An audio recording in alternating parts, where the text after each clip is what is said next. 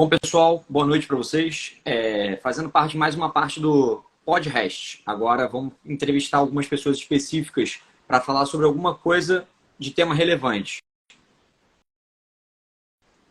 E o tema de hoje vai ser hipertrofia muscular. Vou convidar nada mais, nada menos do que o PhD Jonato Prestes, que é hoje o cara que mais publica em treinamento de força aqui no Brasil. Já mandei o oi já para o Jonato, estou esperando só ele aceitar aqui. Assim que ele aceitar, a gente entra e começa o bate-papo. Basicamente falaremos sobre hipertrofia muscular e como acessar, como fazer, assim, de forma generalizada e depois de forma um pouco mais específica, tá? Assim que ele entrar, o Jonato já está aqui. Vou aceitar você, Jonato.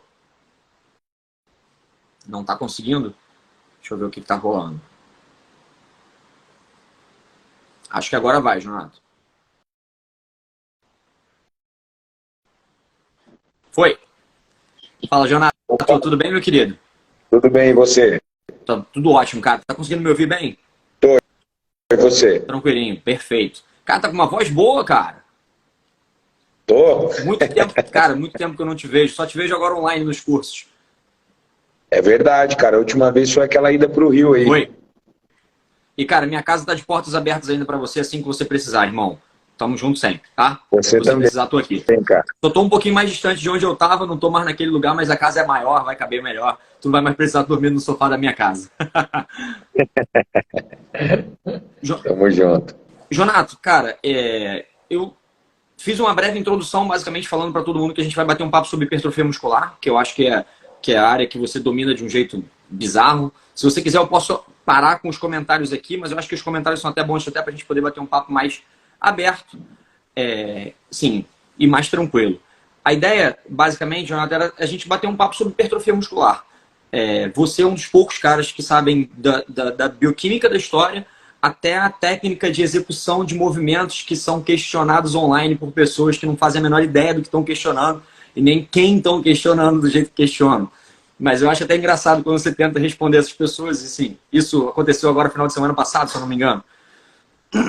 E, cara, foi engraçado, porque ver você explicando para a pessoa como é que você pode fazer, falando, cara, não é possível que alguém discutiu e debateu. Mas, enfim, a área da saúde é recheada de especialistas de Instagram, toda a área de saúde, na verdade, a gente está vivendo uma fase bem punk nesse sentido, que todo mundo tem razão ou fazer alguma coisa, e aí eu queria trocar uma ideia contigo sobre a generalidade sobre a questão da hipertrofia.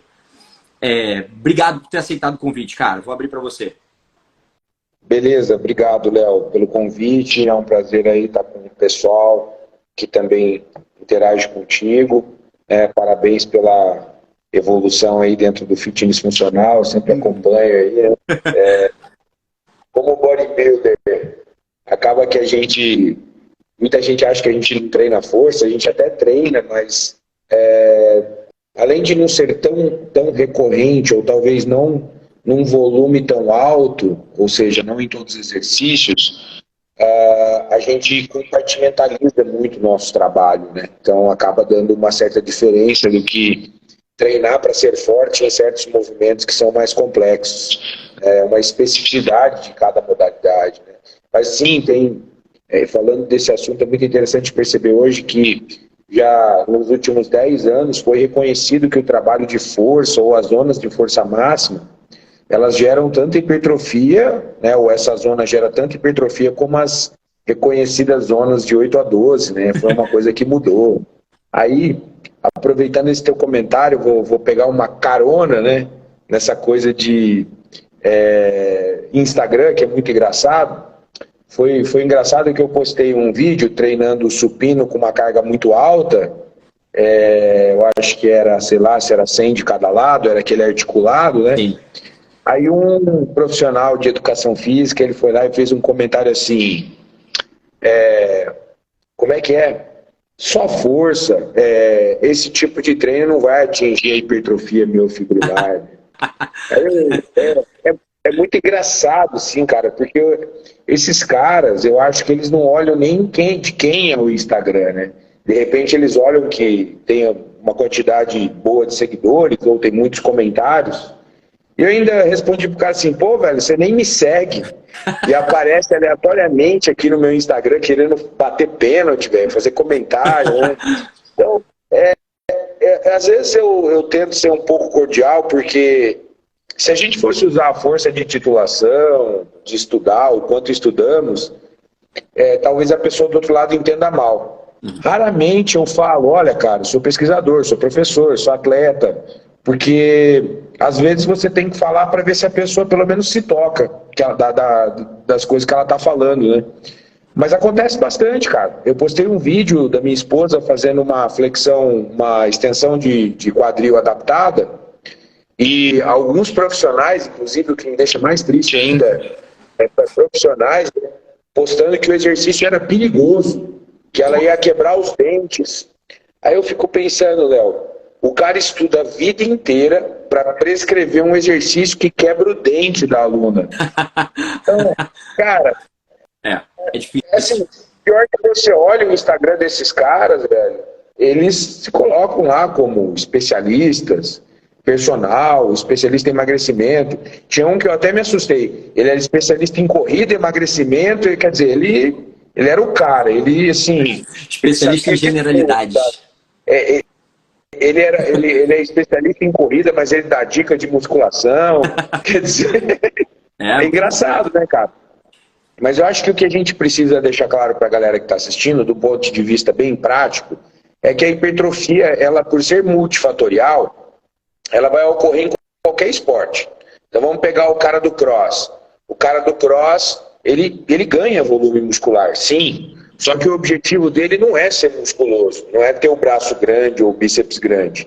Porém, como ele treina força, e treina diversos movimentos de força, ele acaba ganhando massa muscular.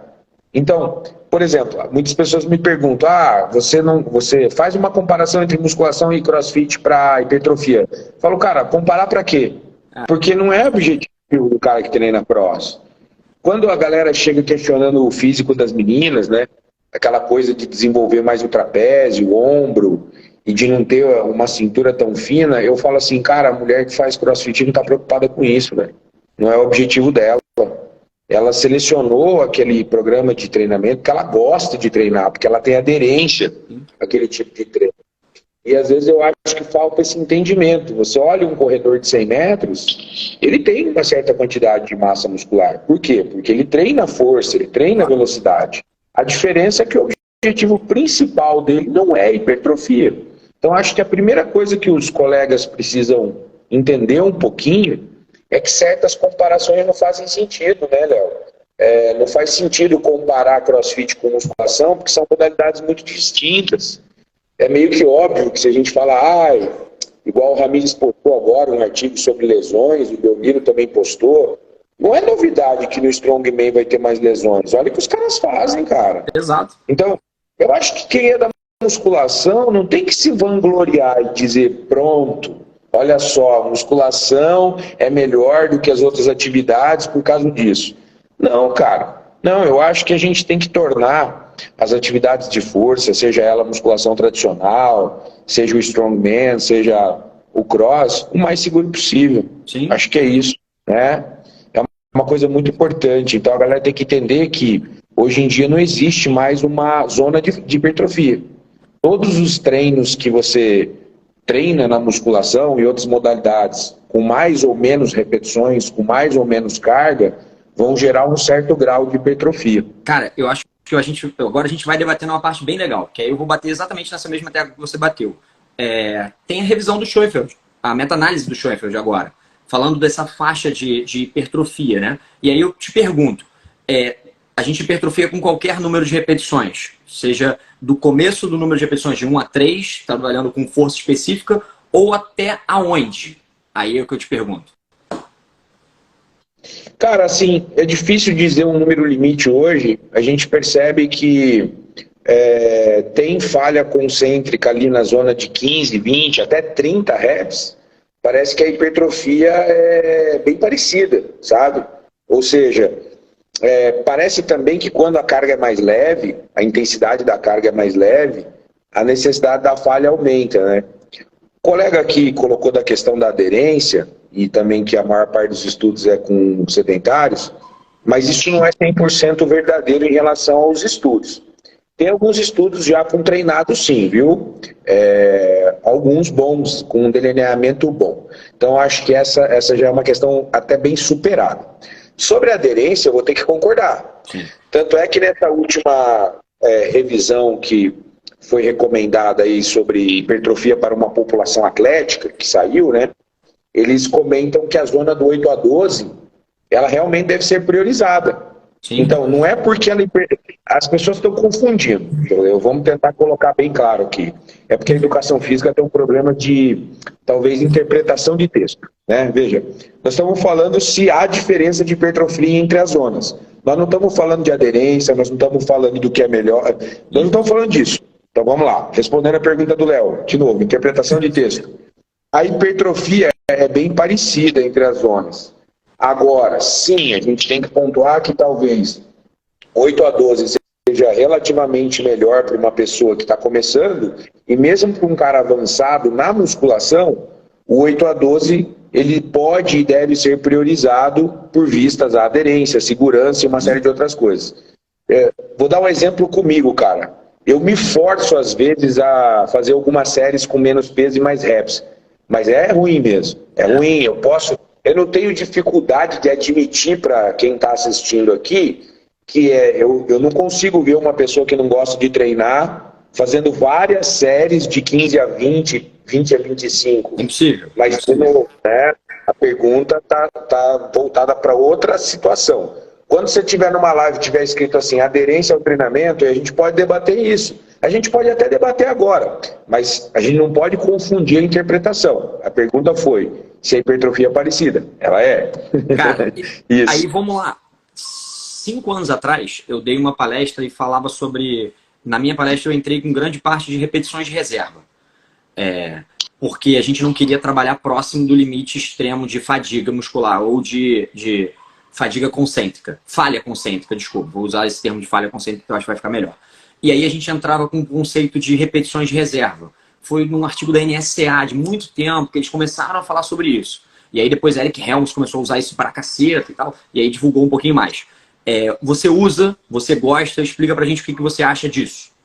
Gosto muito. Eu acho que hoje, mais do que nunca, eu vou até falar de uma experiência pessoal, assim, cara.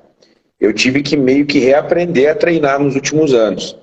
Primeiro que, obviamente, eu venho de uma escola que era mais esforço, menos inteligência, mais chegar no limite, morrer, vomitar em todas as séries. Nessa revisão, que é uma revisão de tudo que tem na literatura, ele fala duas coisas muito interessantes. Para pessoas descondicionadas, nós estamos falando de pessoas com 3 primeiros meses de musculação ou qualquer outra atividade, eu diria que a falha concêntrica ela é dispensável. Ela não vai fazer diferença. É impactante dizer isso, mas ela não faz. Em relação nem a ganho de força e nem hipertrofia muscular. Mas nada te impede de colocar uma ou outra série até a falha se você tem um cliente que gosta, que é bem condicionado, que ganhou condicionamento e quer fazer uma série até a falha, tudo bem. À medida que a gente pega o cara intermediário a avançado, o comentário deles é o seguinte: a falha concêntrica tem que ser usada com cuidado. E aí eles só deixam isso no ar, tipo assim, caralho, e agora? O que eu tenho feito, cara? Eu tenho pegado cada exercício nos meus atletas, vamos pegar uma Ângela Borges, vamos pegar um Chiquinho, que são atletas de nível profissional já, só para delinear lá em cima. Subiu um pouquinho. São exemplos, né? Exemplos importantes, porque são pessoas com muito condicionamento físico. Eu diria que duas séries, por exemplo, sobrando 2, 3 de reserva, uma terceira ou uma quarta já mais próximo da falha e talvez uma última no limite. Acho que é um bom protocolo prático para a gente não ficar só viajando e falando de teoria. Eu gosto de, hoje, progredir a falha ao longo das séries e não atingir a falha logo de cara. Mas, Léo, pensa assim, às vezes você está com um cliente ou mesmo você está com pouco tempo e você não pode atingir, não tem tempo de atingir um volume muito elevado de séries no treino. Uma forma de diminuir o volume de séries e tornar cada série mais efetiva do ponto de vista metabólico seria incluir mais séries até a falha. Então, na verdade, eu acho que essa coisa da falha ela tem que ser entendida da seguinte forma. Se você fizer a maioria das séries até a falha, o volume vai cair bastante, o volume de séries. Né? E às vezes isso não é do interesse. Às vezes o cara quer variar o ângulo, o torque, a biomecânica do exercício, e por isso talvez ele possa escolher uma ou duas séries daquele exercício para ir no limite. Outro adendo muito interessante. É muito comum a gente fazer treinos complementares para determinados grupamentos musculares. Por exemplo, o cara tem o seu treino de braço, mas no dia de treino de peito eu peço para ele fazer algumas séries de extensão de cotovelo para ativar o tríceps novamente e tal.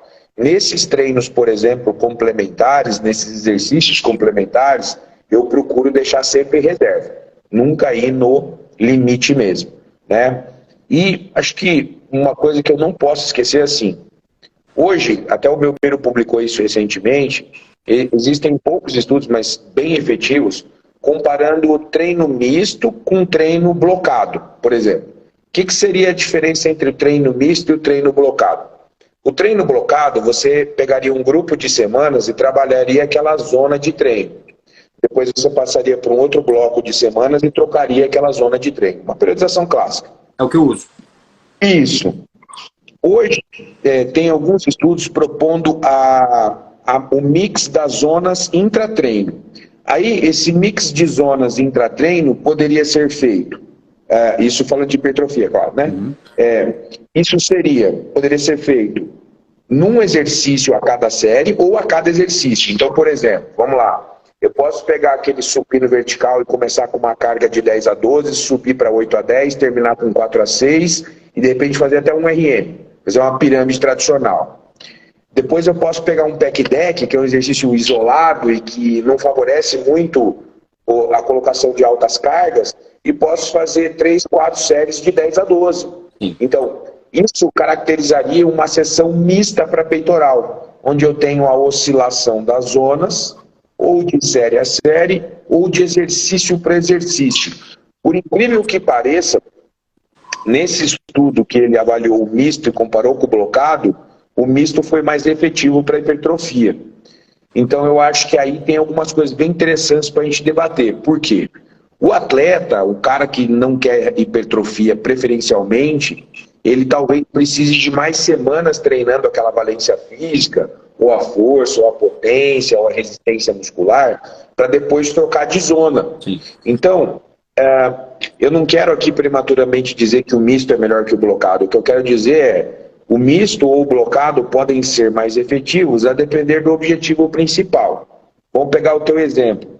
Digamos que você é um cara que, na força, vai muito bem nos campeonatos. Mas na resistência de força, quando vai para as provas mais de resistência, eu nem sei se é isso, tá, Léo? Estou chutando.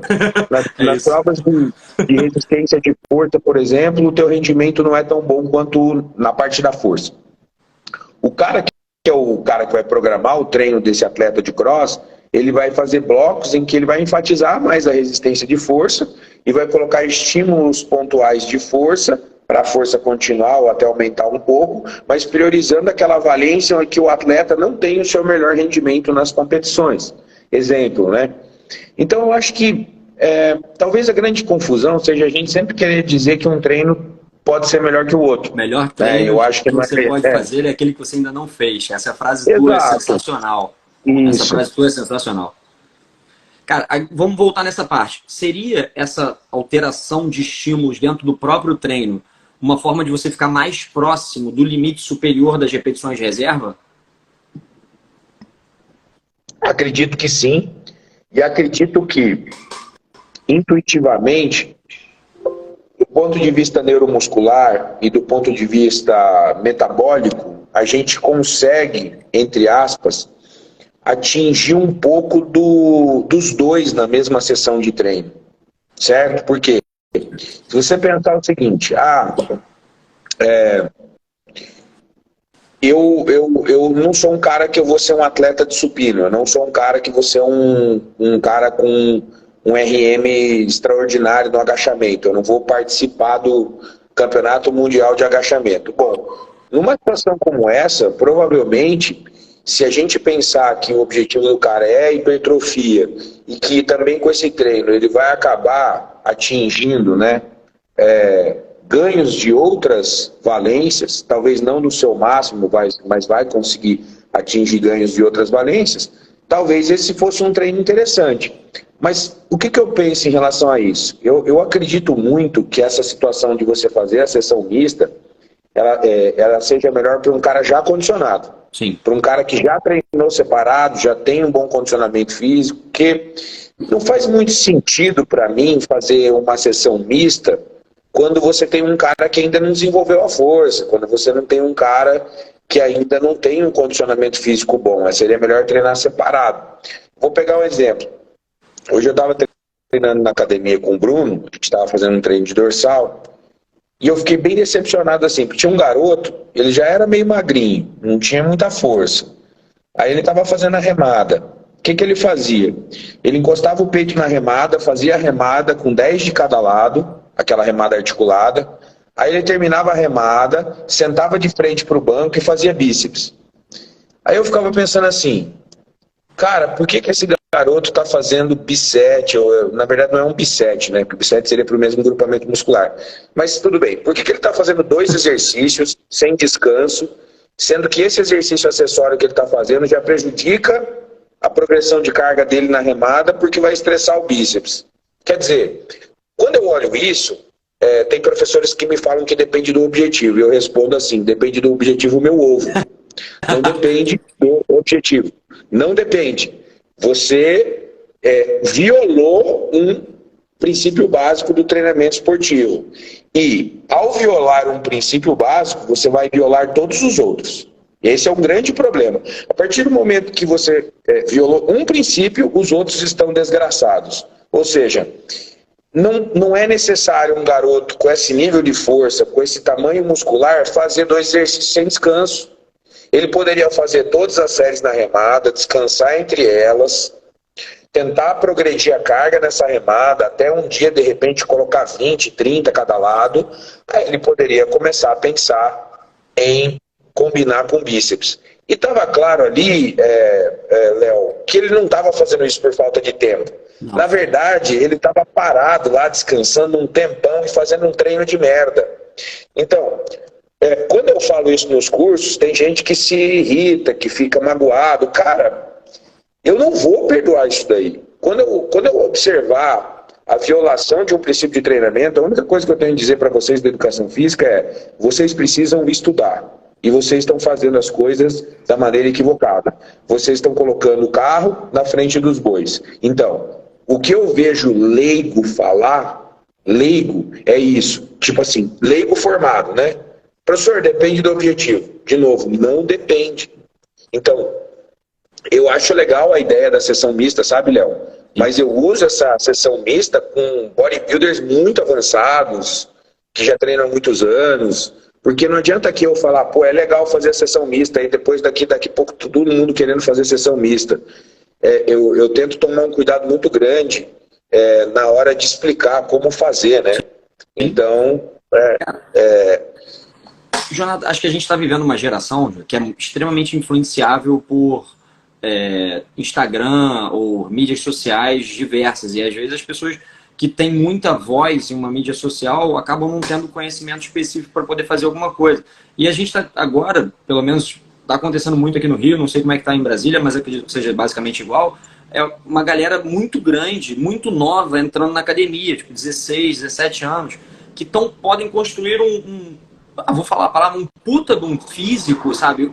Assim, uma mega de uma estrutura, e na verdade estão sofrendo com relação a profissionais meio com a ânsia de entregar muita coisa ao mesmo tempo para uma pessoa e não consegue entregar.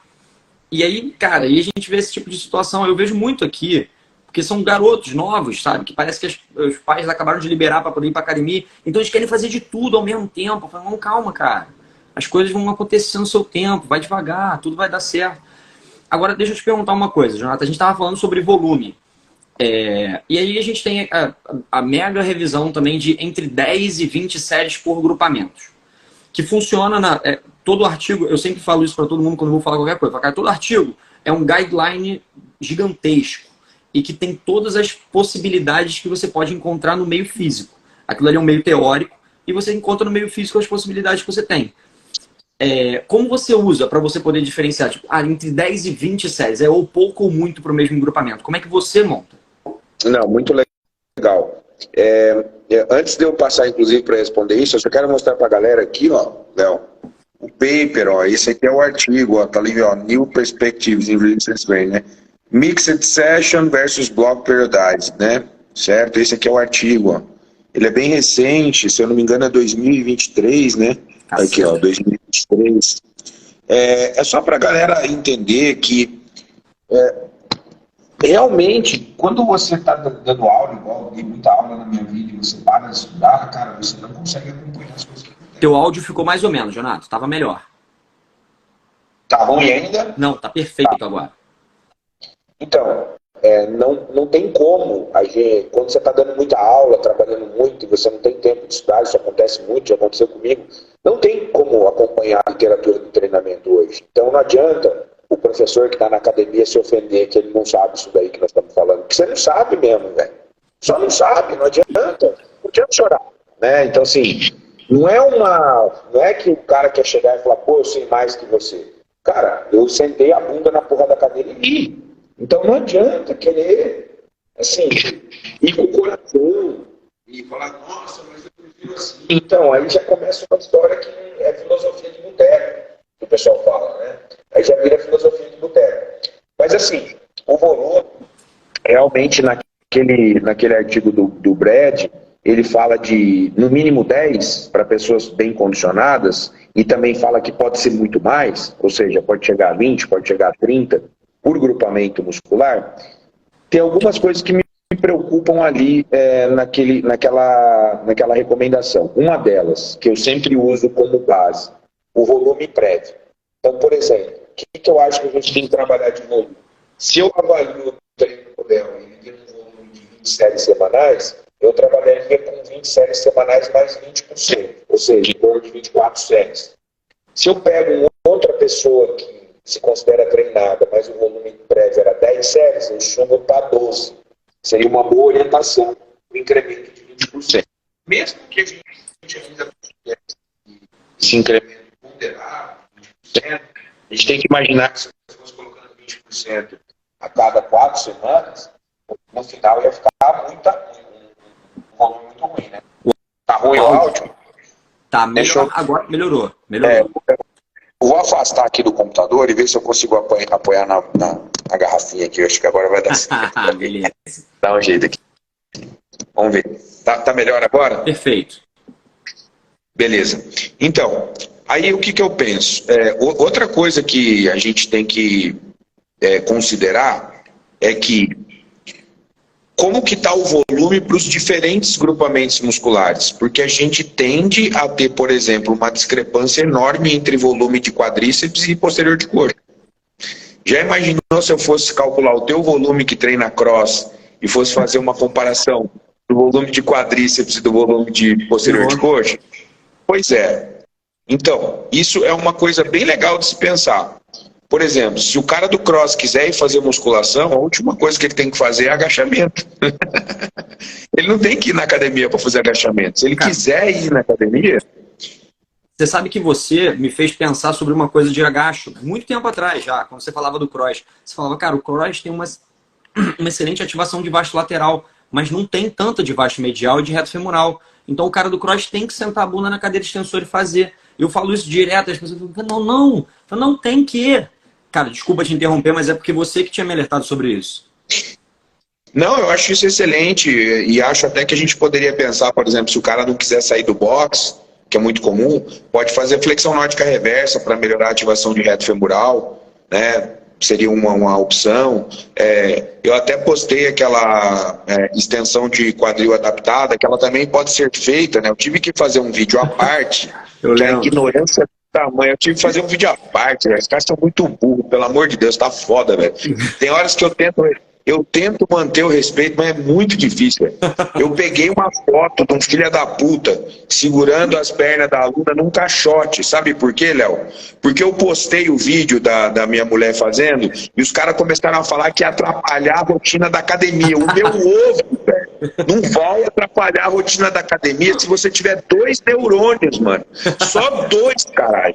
Velho, basta colocar a pessoa lá no cross, então, digamos que tem o GHD. Digamos, mas o GHD tá ocupado. Caralho, velho, coloca a pessoa com um quadril lá na porra do caixote, segura as pernas da pessoa e ela faz a extensão de quadril, meu. Puta que pariu, velho. Sabe? Então, tipo assim, vocês dão risada, vocês estão assistindo, mas vocês tinham que estar na minha pele, cara. Eu queria que vocês passassem 2 dias na minha pele, escutando ou lendo os comentários dessa galera que não consegue entender o mínimo. Léo, eu tava numa academia de hotel e eu disse assim, aqui não tem o banco romano, vou mostrar uma adaptação. Cara, quando eu comecei a ler os comentários, meu amigo, olha, é muito triste, cara. É muito triste. Aí tem um cara que coloca assim, exercício péssimo, sem amplitude e sem carga. Aí eu fui lá e mostrei o artigo com ressonância magnética, né?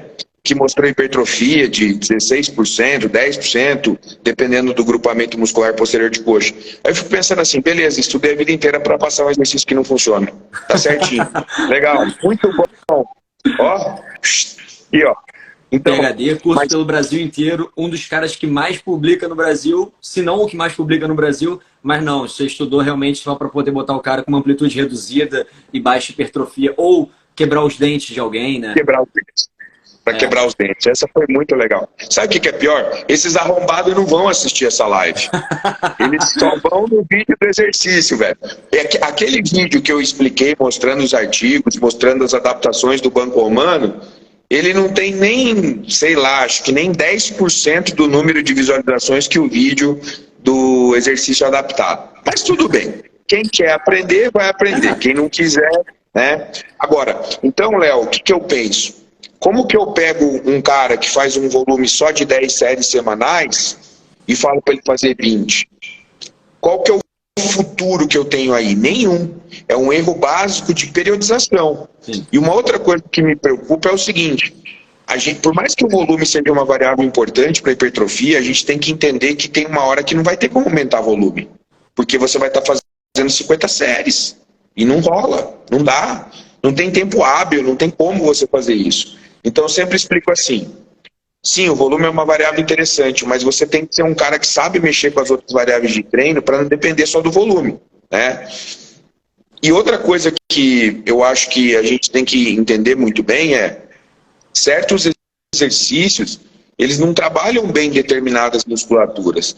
Por exemplo, se a gente pega o glúteo médio, que é um músculo fundamental para a estabilidade lateral do quadril, ele praticamente não é trabalhado em exercícios básicos. Eu teria que fazer exercícios unilaterais, unipodais, ou mesmo teria que fazer exercícios específicos de abdução do quadril. E aí, quando a gente vai contar, Léo, por exemplo, volume de séries para glúteo máximo versus volume de séries para glúteo médio, é assustador. Lógico. Tudo bem que o glúteo máximo tem mais volume muscular, tudo bem. Mas veja, nem todo exercício que a gente prescreve num programa de treinamento tem apenas e unicamente o objetivo de hipertrofia, né? Então a gente tem que pensar na estabilidade, tem que pensar na prevenção de lesões. Então eu acredito que hoje, vendo até a evolução do cross hoje, eu vejo a galera do cross fazendo passada lateral com elástico, eu vejo a galera do cross fazendo mais stiff, fazendo mais exercício posterior de coxa. Por quê, cara? Porque a galera, os bons treinadores estudam. Sim. E eles estão vendo que precisa desse equilíbrio, né? Hoje, até os powerlifters fazem exercícios complementares, cara, que são caras que vão competir só naqueles exercícios básicos. Então, acho que aí é uma coisa importante de pensar no volume. A primeira coisa que eu faço é um escaneamento de todos os exercícios que a pessoa faz, né, quando o atleta me procura. Aí eu faço um cálculo do volume por cada agrupamento muscular, considerando o exercício que ele relatou, para só depois pensar como que eu vou organizar o volume por cada agrupamento muscular. E aí ainda teria uma coisa muito complexa, seria pegar o seguinte, eu olho para a coxa do Léo, falando em hipertrofia, e falo assim, poxa, eu estou precisando mais do distal do que do proximal. Aí tem que colocar mais séries no exercício que tem mais tendência para hipertrofiar a porção proximal, distal do que proximal. Então, essa complexidade na escolha do volume, ela é muito difícil da gente enxergar, porque a pessoa tem que estudar muita biomecânica, tem que estudar muita cinesiologia, tem que imaginar, exato, tem que imaginar como que cada exercício vai atacar as diferentes regiões, né? Eu não sei se você lembra, foi num Citrem, mas muito antes do Citrem, inclusive, uns 10 anos atrás, eu comecei a falar desse negócio de hipertrofia não uniforme. Agora, toda pessoa que vai dar palestra coloca lá, hipertrofia não uniforme. E é engraçado, porque não é uma coisa tão recente, mas agora que a gente está conseguindo trazer, por exemplo, para o bodybuilder. E isso é fundamental para o bodybuilder.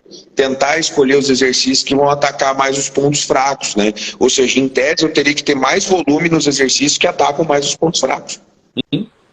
Cara, eu vou te aproveitar para falar sobre essa parte do glúteo médio. Hoje, agora a gente para abrir um Instagram desse da vida e ver uma cacetada de gente fazendo cadeira abdutora em pé. E aí eu assumo o meu preconceito com relação a esse movimento em pé. E aí eu queria entender de você, que é um treinador que exige dos teus atletas um ponto específico de hipertrofia, se isso tem validade, se isso não tem validade e para quê? Não, essa pergunta é muito interessante. O que tem, Léo? Não tem nada bom hoje sobre hipertrofia. A gente tem algumas literaturas. Uma literatura que eu gosto muito, acho que está bem aqui, quer ver? Assim, uma delas está aqui, ó. Vou pegar aqui. Claro que esse é um livro bem básico, né? Esse autor é que eu quero que a galera conheça, né? Esse nome meio difícil aqui, ó, Capanje. O Capanje e outros autores clássicos, né? Da biomecânica, não é Capacho, tá, pessoal? É Capanje.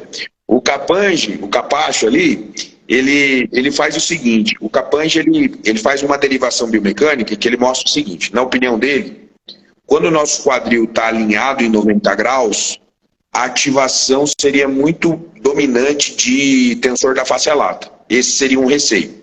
Apesar de ter um estudo recente mostrando que a cadeira abdutora sentada, normal, teve uma grande ativação de glúteo médio. A gente não está dizendo que não ativa, então que isso fique muito claro.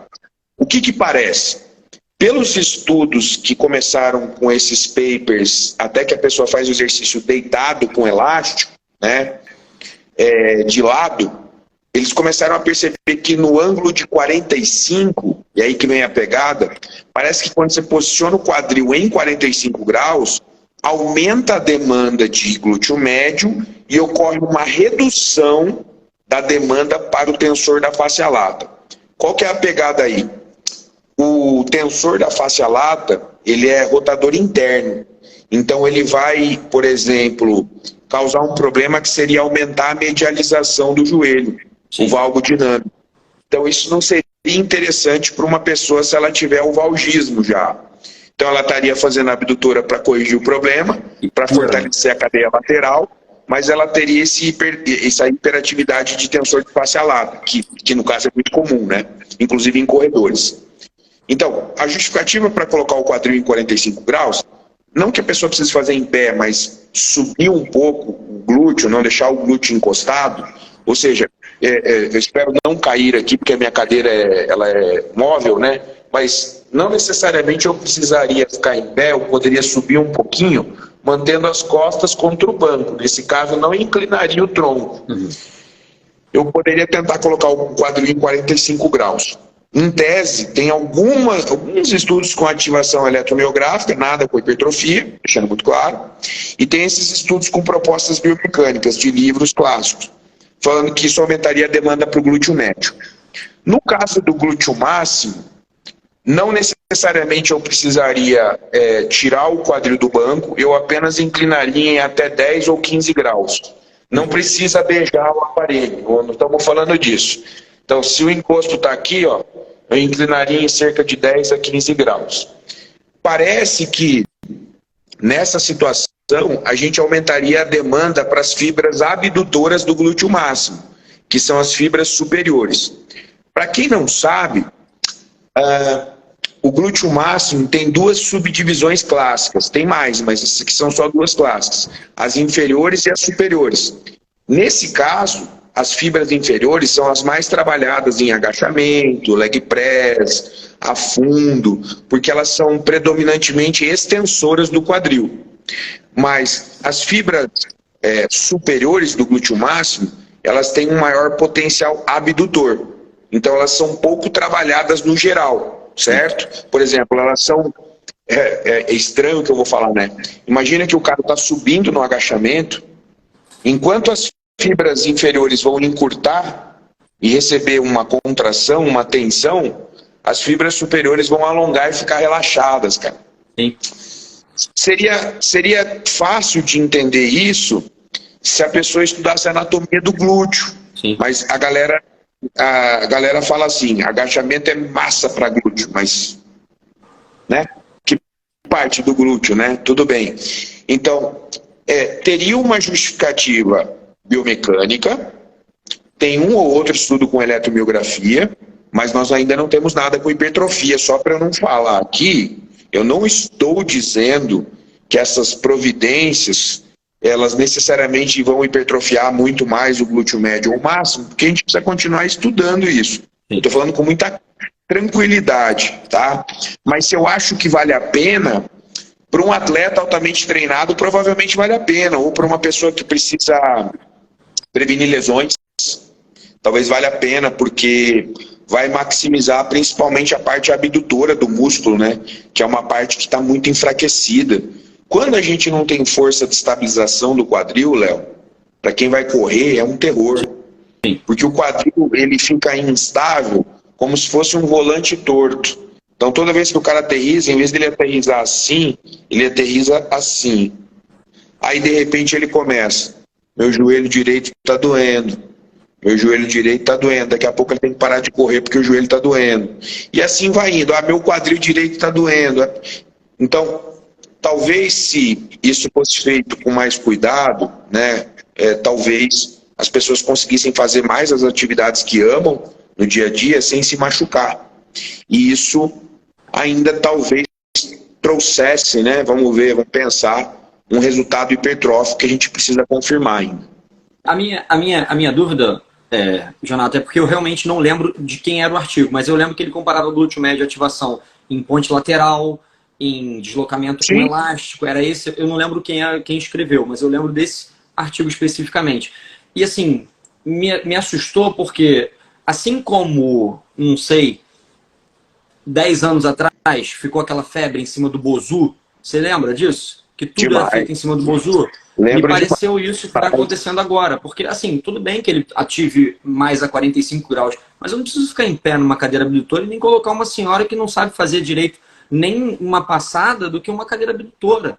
Existem N outras formas de eu conseguir ativar a musculatura de glúteo médio de uma forma muito menos vexatória, para mim. Isso é minha opinião. E assim, quando eu estou lidando com um atleta de ponta, é outra história. Atleta não é ser humano normal. Atleta merece uma atenção de uma pessoa específica para aquele fim. E aí sim, aí é um atleta. O que me assusta é eu entrar na academia hoje, ter uma fila na cadeira abdutora e ninguém no leg press, ninguém no Smith, ninguém no agachamento. Isso me assusta, porque provavelmente isso já deve ter saído em alguma mídia social com relação à ativação maior de glúteo médio, que é uma musculatura interna. E que assim, a não ser que você seja um atleta como a que eu vi você treinando hoje, falhando num agachamento no Smith, que aliás foi perfeito, que ela falhando, ela caindo no chão, eu olhando, falando, vambora, na próxima você vai aguentar mais. E aí eu queria falar sobre falha, sobre exatamente esse vídeo teu. Isso me assusta, por isso que eu te perguntei. Acho que para mim, eu tenho que buscar as referências que eu tenho, em termos de treinamento, para poder entender melhor uma coisa que eu já tinha como ideia. Cara, para mim, existem outras formas. Perfeito. Eu acho que isso é excelente, ó. Quer ver, ó? Vamos contribuir aqui para a galera. O paper que você está falando é bem esse aqui, ó. Ó, tá vendo, ó? Ó. Quais exercícios aumentam a ativação de glúteo enquanto minimizam a ativação do tensor da face lata, né? Um detalhe interessante do estudo é que ele usa esse fine wire aqui, que é um eletrodo bem melhor para determinação da atividade eletromiográfica muscular. Beleza. Aí ele chega aqui nessa figurinha que você falou, ó. Tá vendo os exercícios, ó? E aí é aqui que ele fala do clean, né? Que é esse exercício deitado de lado. Isso. posição do quadril em 45 graus, certo? E esse exercício foi um dos que teve a maior ativação de glúteo médio com menor ativação de glúteo, de tensor de face lata. Por isso que ele ficou tão famoso. Aí, claro, né? Vamos tentar pensar.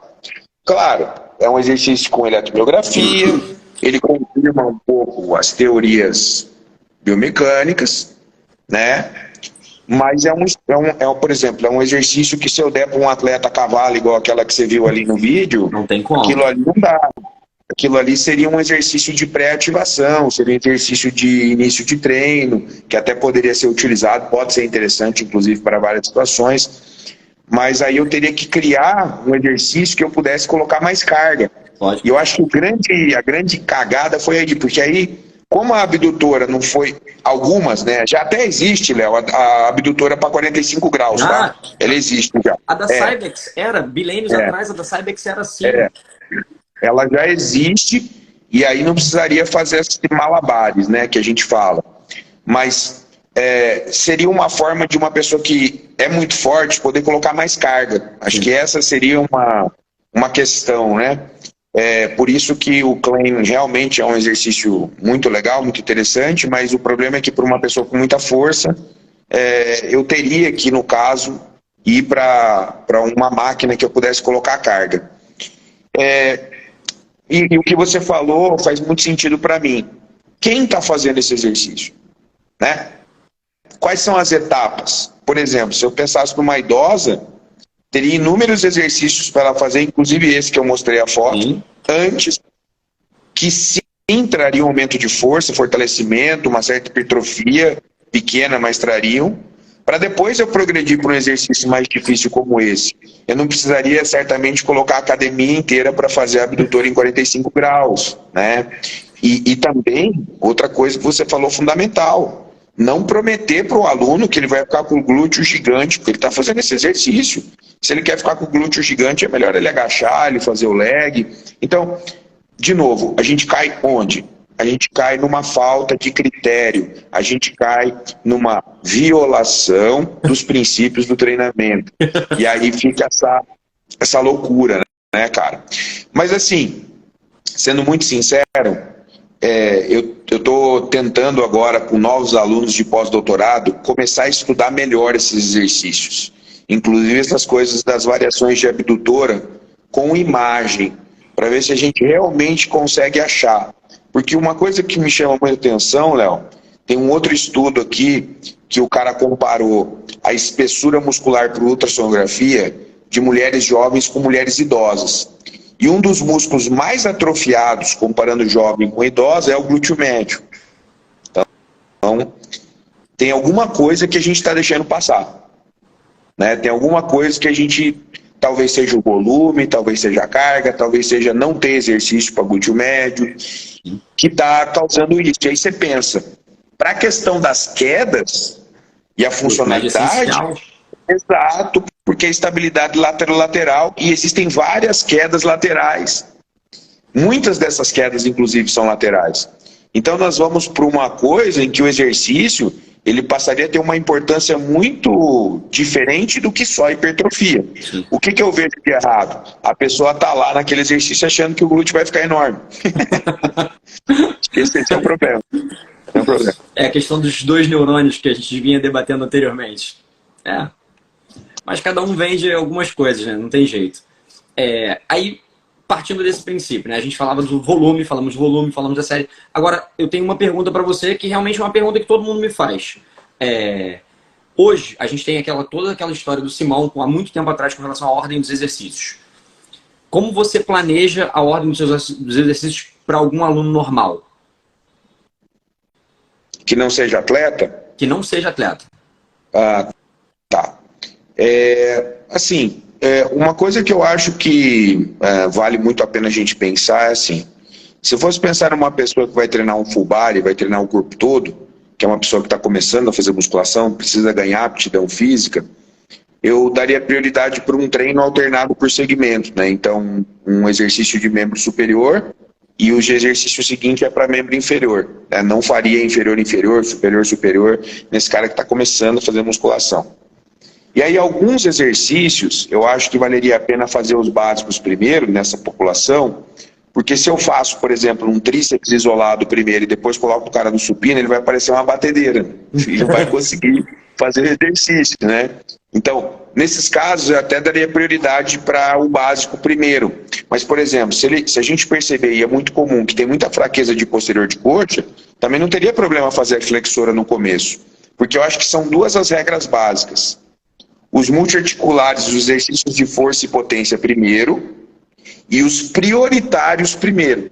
Então, vou ter que colocar na balança o que eu quero priorizar e também a questão da dificuldade neuromuscular, da exigência, não colocar uma pessoa iniciante para fazer um exercício complexo já toda fadigada. Quer um exemplo simples? Como é uma composição de um treino de fitness funcional? Vocês chegam lá, fazem mobilidade, primeiro força e potência, e depois que vem o Metcon, que é o condicionamento metabólico. Já imaginou se vocês fizessem o Metcon primeiro, ficassem todos zoados e depois fossem querer bater um RM? Né? Então, assim, mas por que a gente vê pessoas fazendo isso na academia? Estão violando os princípios do treinamento esportivo. É por isso. Aí o cara faz um exercício lá, fica todo fadigado, todo fudido, e depois quer chegar lá no agachamento e colocar um monte de carga. Cara, eu tenho... Aí a pergunta que vinha, como você falou do posterior de coxa, quando eu comecei na educação física, Renato, foi em 2003, quando eu entrei para a faculdade. Em 2004, se eu não me engano, um professor da minha primeira academia prescrevia sempre cadeira flexora e nos intervalos um alongamento interset, na verdade. E aí isso, foi esquecido durante um certo ponto, passou a ser uma coisa meio que não pode gerar lesão e tudo direitinho. E aí depois de muito tempo, pouco tempo atrás, eu vejo isso acontecendo de novo. Já vi que tem alguns artigos já falando sobre, positivo ou negativamente, eu vou deixar para que você me fale. Você conhece, sabe qual é a metodologia, sabe como é que funciona e se você aplica? Assim, eu acho que quando a gente pensa no alongamento entre as séries, a gente tem que pensar em diversos fatores. Vamos pensar como se eu quisesse estressar mais o próprio músculo que eu estou treinando, por exemplo. Partindo do pressuposto que eu colocaria um alongamento do músculo que eu estou treinando entre as séries, eu teria que ser um cara condicionado. Eu não posso fazer isso com pangaré. Acho que é a primeira coisa que tem que entender. Inicialmente tinha um cara que propôs um método chamado FST7, Fast Stretch Training, que é o Randy Rambot, um cara que já treinou vários atletas tops, treina até hoje. Só que quando o Rambot iniciou a ideia do FST7, no começo não tinha alongamento. Ficou muito famoso o FST7 depois pelo alongamento entre as séries, mas no começo não tinha alongamento, só para deixar muito claro assim. Não, daqui a pouco alguém vai querer me ensinar história. Já alguém vai querer me ensinar história do fisiculturismo aí, já aparece. Mas enfim, vamos lá. O que teria de benefício? Se eu mantenho o músculo alongado entre as séries, eu aumento a restrição de fluxo sanguíneo para aquele músculo. Aumentando a restrição de fluxo sanguíneo para aquele músculo, ou seja, deixando menos sangue chegar, eu também vou ter mais dificuldade de eliminar os metabólitos. Então são duas coisas acontecendo ao mesmo tempo. Eu aumento o tempo de restrição de fluxo sanguíneo para o músculo e eu aumento o acúmulo de metabólitos. Existe uma ideia que isso possa contribuir até um certo ponto para a hipertrofia. Então sim, acredito que sim. E outro detalhe, aí nós podemos pensar na arquitetura do músculo. Se eu estou pensando em atingir mais uma porção distal de um quadríceps, me parece interessante deixar a fibra em alongamento, em estresse mecânico por alongamento. Isso pode trazer algum benefício para a porção mais distal do músculo. E hoje nós estamos numa fase em que músculos biarticulares parecem claramente receber um resultado efetivo do ponto de vista de hipertrofia quando tem estresse por estiramento. Seja por estarem mais alongados pela escolha do exercício ou até, de repente, pelo uso do alongamento entre as séries. Um ponto crítico, que é um ponto que hoje a gente teria que criticar, debater, é a questão de aumentar as microlesões, porque hoje parece que também aumentar muito as microlesões talvez não seja o melhor caminho, tá? Que é uma coisa que nessa live eu não vou conseguir explicar para a galera, porque é muito complexo, mas eu acho que a teoria de aumentar mais as microlesões não é a mais importante. O que eu posso dizer é que não precisa de estudo para confirmar. que ao alongar o músculo que você está treinando entre as séries, ou seja, está fazendo extensora, está alongando o quadríceps, você aumenta a restrição de fluxo sanguíneo e o estresse metabólico, e isso é interessante até um certo ponto para a hipertrofia. Não é melhor do que treinar e aumentar a carga. Não é melhor. É uma opção a mais de treino. Deixa isso muito claro. Alongar o antagonista. Aí tem várias teorias quando a gente pensa em alongar o antagonista. Talvez até melhorar o desempenho do agonista. O Sardinha fala muito disso. O Sardinha fala demais disso. Existe uma teoria da inibição recíproca do ponto de vista neuromuscular, que seria ao alongar aquele músculo, eu diminuiria a frequência de disparos, né, para o posterior de coxa e aumentaria a ativação do quadríceps. Mas os estudos aí estão com uma certa dificuldade de assim, confirmar essa teoria da inibição recíproca.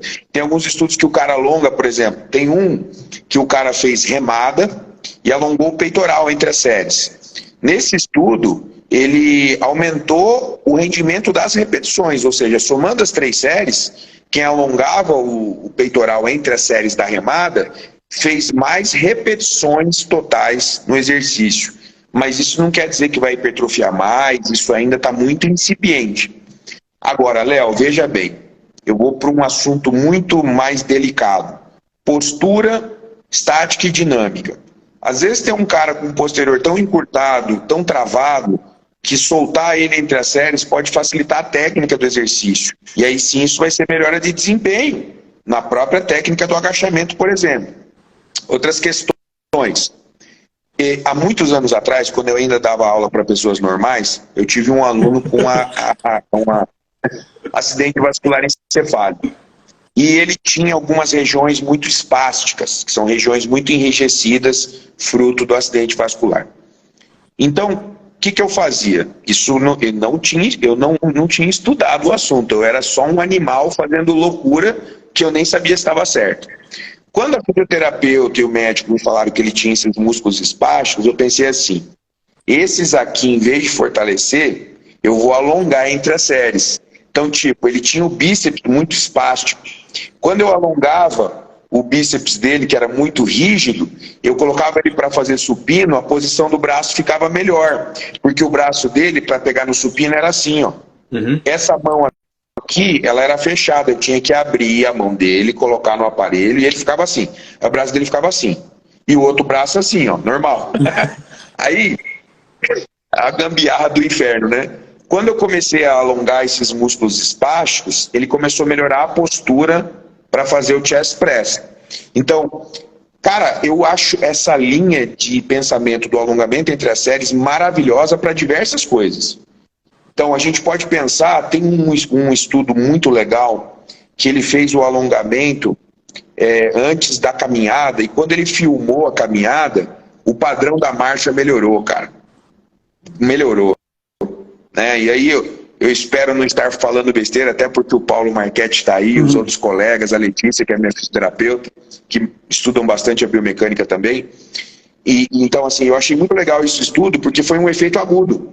O cara fez o alongamento, e quando eles filmaram a marcha do idoso com e sem o alongamento, o padrão de marcha melhorou. Ou seja, melhorou a mecânica da corrida, agudamente, claro, com aquele alongamento. Então, acho que tem diversas aplicações práticas. Uma última aplicação prática que a gente tem que estudar melhor é o seguinte: para quem tem pouco tempo para treinar, talvez a utilização dessa ferramenta possa maximizar o tempo que o personal tem para atender o seu cliente. Porque, convenhamos, se o cara investir 15, 20 minutos em mobilidade e alongamento e depois for pensar em treino, e ele tiver que fazer musculação e cardio junto, vai ficar uma loucura. Sim. Então, cara, é um mundo, mas eu acho muito legal a ideia, e a gente tem que só, talvez, ponderar em quem aplicar, quando aplicar. Por exemplo, Fábio Chiodini está aí. Ele gosta muito de fazer teste funcional, teste de mobilidade, ver quais músculos estão hipo ou hiperativos. Se o personal testar bem esses músculos, talvez ele possa trabalhar esse alongamento nos músculos altos que estão mais encurtados. Ou seja, não é sair fazendo alongamento à torta direita de qualquer jeito. Eu criaria uma condição de usar aquele alongamento entre as séries usando um certo critério. E acho que isso seria legal. Show. Eu, na verdade, utilizo eles como um mecanismo de aumento de estímulo para a musculatura-alvo, mas em algum dado momento, por exemplo, eu preciso soltar o posterior de coxa de alguém para poder agachar e eu não tenho nenhum tipo de báscula por uma contração exacerbada do posterior, por uma não flexibilidade do posterior de coxa, enfim. Então, assim, depende muito. Quando eu quero aumentar a intensidade, eu jogo com o intuito de aumentar o tempo de contração, ou essa restrição sanguínea, ou o outro lado. Então, eu estou na linha correta, graças a Deus. A gente vai confirmando. Se a gente estiver fazendo merda, depois a gente para de fazer. Cara, mas, Jonato, eu não sei como é que tá o teu tempo. Por mim, você sabe que eu ficaria aqui até dizer chega, mas eu não sei nem quanto é que tempo o Instagram me permite ficar aqui. Cara, já de antemão, eu te agradeço pra caceta. Eu acho que ter acesso a um cara que tem o nível de conhecimento que você tem é bizarro. Se eu não estivesse fazendo essa live, fatalmente eu estaria assistindo. Assisto você direto nas minhas aulas da Uniguaçu e falo que, cara, tuas aulas são sensacionais, parabéns. Cara, eu tenho vontade de fazer mais uma. Aí basta você dizer pra mim que sim, que a gente consegue. Vou salvar. Desculpa, mas eu vou salvar porque o último eu errei e não salvei o do Ramírez. Eu vou salvar de novo agora. Mas de qualquer jeito, obrigado por tudo, cara. E você é uma bíblia e gentil pra caceta. Só tenho a te agradecer. Então, eu que agradeço, Léo. Eu não quero parecer, quando a galera tá me perguntando, que eu tô querendo colocar uma supremacia no que eu tô falando. Podem ter certeza que eu falo só aquilo que eu estudei. E uma coisa que eu posso falar para vocês é que eu tenho uma consciência e um cuidado muito grande na hora de interpretar e levar para vocês aquilo que eu li. Então é isso que eu quero deixar bem claro assim. Mas não tem como. Se você estudou muitos anos aquela área, você vai adquirindo uma cancha com aquela área, fora a experiência prática. Então não é querer mostrar supremacia. Eu sempre brinco assim. Se você é faixa branca, velho, e você vai rolar com faixa preta, aproveita para aprender, meu. Não fica querendo finalizar o faixa preta que você vai passar vergonha. Se eu puder dar uma mensagem para vocês que estão me assistindo hoje, eu diria isso. Você que é faixa branca, você sabia que não é vergonha ser faixa branca? Todo mundo já foi faixa branca um dia. Chega com calma e aproveita a hora que você rolar com faixa preta para aprender. Porque hoje na rede social é um monte de faixa branca querendo finalizar um faixa preta, velho. E aí não dá. Aí o faixa preta vai fazer o quê? O que vocês querem que eu faça? Dá o meu braço aqui, filha da puta, e dá um armlock, caralho. Eu não vou fazer isso, velho. Não. Me dá um mata-leão aí, mano. Não, velho. Eu não vou dar meu pescoço pra você. Eu vou ter que, tentar te ajudar. Se eu puder te... Olha, muitos, cara. Quando eu postei o artigo do glúteo, foram mais de 25 pedidos do artigo no meu e-mail. E eu respondi cada um. Então, ainda tem esperança. Só que os caras mais chatos, que fazem os comentários mais idiotas, são os que nunca mandam e-mail para pedir os artigos. Claro que porque não. Eles não querem aprender. Sim. Eles não querem abrir a cabeça. Então, Léo, é só uma mensagem assim, porque às vezes as pessoas que não conhecem a gente podem ter uma interpretação muito equivocada. O cara se acha, o cara isso, o cara aquilo. Não, pelo contrário, bicho. A ignorância reina por aqui o tempo inteiro, né? Provavelmente, algumas coisas que eu falei, se a gente fizer uma live daqui a algum tempo, pode ser que eu mude. Se mudar, eu vou ser o primeiro a falar. E acho que, se você quiser deixar uma pergunta ou duas abertas aí pra galera, ou alguma pergunta que você acha mais interessante aí, a gente responde antes de acabar. Cara, eu queria fazer o seguinte. Eu acho que quando você falou do artigo de glúteo, eu tenho uma pergunta para você, Jonato. Treinando atleta. Não estou pensando mais em ser humano normal, não. Estou pensando em atleta. O que você prescreve pensando em glúteo? Certo. Bom, eu não consigo tirar do treino dos meus atletas a fundo, agachamento em grandes amplitudes, principalmente naqueles que têm boa mobilidade do quadril. Acho que são exercícios fundamentais. Claro, um leg press entra muito bem. Vamos pensar assim, toda variação de agachamento é excelente para trabalho de glúteo e de vastos, né? Glúteo e vastos. E aí, quando eu quero pensar naquele desenho do glúteo com as outras porções, aí eu penso, por exemplo, em adaptações do stiff na polia, banco romano, penso em elevação pélvica, penso em vários exercícios que vão trabalhar o torque do glúteo de maneira diferente, ou seja, vão trabalhar com outros ângulos onde o torque maior é atingido. Muitas vezes onde, inclusive, o torque nesses exercícios básicos não é o melhor. Então, o que eu sempre penso? Há um consenso na literatura hoje de que, para quem está muito no limite, é importantíssimo variar o ângulo, o pico de torque e todos os outros aspectos da cinesiologia da biomecânica. Quando eu penso num trabalho completo de glúteo, eu só consigo ver isso, porque como eu me especializei, de certa forma, em analisar a estrutura física do glúteo nos atletas, é muito comum, eu bato o olho numa atleta, eu sei até o que ela não faz e o que ela faz, sem ver o treino dela. Eu bato o olho, eu vejo a estrutura muscular do glúteo, eu falo, ali está faltando médio, ali está faltando máximo, fibra superior. Por exemplo, qual que é uma coisa que eu sou muito orgulhoso, assim, sou feliz, é ver a Ângela, por exemplo, com um glúteo com todas as porções desenvolvidas. Todas. Não é só gota, como algumas atletas apresentam. Ela apresenta um glúteo desenvolvido em todas as suas porções. Então, eu acho que isso é muito bonito de ver. Pode ser que a arbitragem erre, pode ser que ocorra um monte de coisa errada, mas quem é da área, que sabe, que estuda, bate o olho e fala, caralho, velho, que glúteo completo. Então, às vezes uma menina de academia, Léo, ela vai olhar para o glúteo gota e vai falar assim, eu não quero glúteo gota, eu prefiro aquele glúteo mais alto. E aí, como ela não é atleta, eu posso me preocupar mais com aquilo que ela quer mais. É por isso que cada condição, às vezes até categoria do fisiculturismo, vai mudar como eu vou selecionar os exercícios para glúteo. Porque algumas categorias precisam de um certo formato e outras não. Então, acho que isso que me direciona na hora da seleção. Mas o trabalho de glúteo, para mim, para ele ficar completo, ele tem que ser trabalhado em diferentes planos, ângulos e com grande variação de torque. Pô, perfeito. Eu acho que valeria a pena a gente fazer uma live só para falar de glúteo, cara. Que só de glúteo tem assunto pra caceta. Seleção de exercícios, periodização específica, volume de treinamento, enfim, isso tudo. É uma musculatura imensa, responsável por N partes do nosso corpo. Então, assim, acho que valeria a pena a gente bater um papo sobre isso. Eu acho que também faria um sucesso da porra. Essa tua live, ela deu muito sucesso, cara. É cada cara aí, até o Luiz Carnevale, Paulo Marchetti, só os caras aí, velho. Fábio Chiodini, eu falei, nossa senhora, o negócio é pesado, viu? Pô, que bom, que bom. Eleva o nível, né, cara? E, cara, te agradecer mais uma vez, Jonato. Fica o meu convite para próximo. E, cara, deixar você falar, você dar uma aula em qualquer lugar, eu acho que é sensacional. Obrigado.